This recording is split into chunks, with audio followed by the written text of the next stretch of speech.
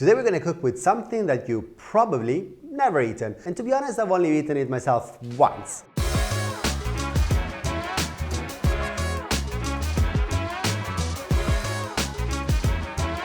So, given that we are in Umbria for the holidays, I'm going to do something which is typical Umbrian. In fact, is a presidium slow food. Slow food, as most of us know, it's a worldwide movement that encourages good eating, good food, good value food. And the presidiums are center of excellence of food. And usually it's associated to a very particular high quality or particularly unique kind of food.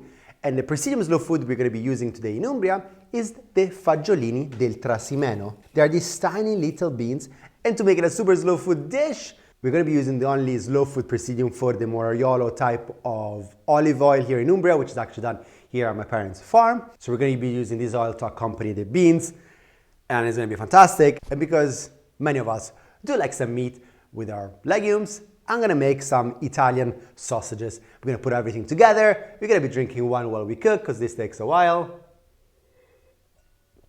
And it's all going to be gorgeous. Quick run-up of the ingredients. Of course, we got the tiny little beans from Trasimeno. We're going to make a soffritto with the usual celery, carrots. We're going to be using shallots, but you can use onions. I'm going to use a little bit of garlic as well, and some chili if you like. Then comes the herbs. The herbs, you can do whatever you want. I absolutely love sage, but you can use bay leaves, you can use thyme, marjoram, rosemary, whatever. Just throw in there what you like. We're going to keep it simple. Just sage for me. For the soffritto, you can put everything in a little mixer, or you can do it by hand. I prefer by hand. I find that it makes less liquid when you start frying it up, but I do understand sometimes you're in a hurry, so blitz it all up. Proceed with the shallots. Carrot, onion, and celery is cut. I'm slightly recovering from my crying with the onion, so we can start with soffritto. Extra virgin olive oil. Soffritto goes in. Give this a mix. Chili, just gonna put this as a whole. It's just gonna give a nice aroma, and then we're gonna take it out. And now talking about the amazing biodiversity of Italy, this is a clove of elephant garlic, aglione, from the Val di Chiana, from Tuscany. Just gonna take a piece, cut it into little pieces. Then we take our sage, and we can slice it nice and thin. Goes in. Oh, smells amazing. And after a few minutes, our little beans. Now they're gonna absorb all the flavors. And now slowly, we add water and we let it cook.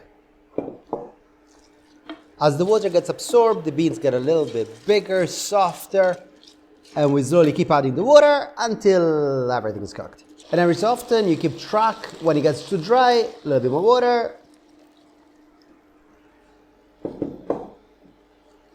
Mix it about. Lid back on. For the sausages from our local butcher, Roberto. So we're gonna take a bunch. Take them away from the cord. Just a little swirl of extra virgin olive oil. The pan now is nice and hot, and in go the sausages.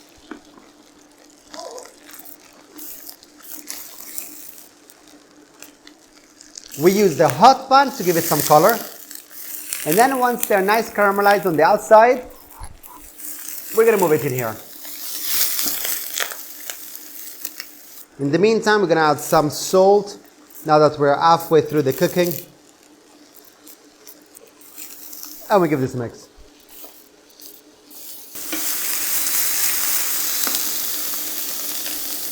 And once the sausages have a nice sear, we mix it with the fagiolini, with our little beans, so that the flavors can marry together. The juices from the sausage, as it keeps cooking, mixes with the beans, and the flavors are just going to be fantastic. Our beans have been cooking for 45 minutes, a little bit more water. Probably needs another 20 to 30 minutes until they're nice and tender. Sausages are in, lid is on. And now we do the waiting game. We get a little taste. Perfect. Okay, it's done. It's time to eat. Little plate. And traditionally, these beans are actually eaten as a side dish to, a meal of meat. But today, we're going to do a little bit differently. And we're going to put it together with the sausages to make it into a one high-protein meal.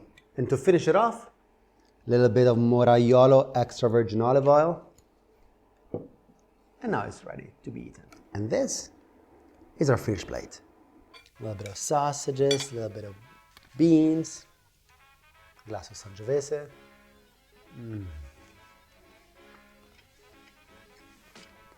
So good.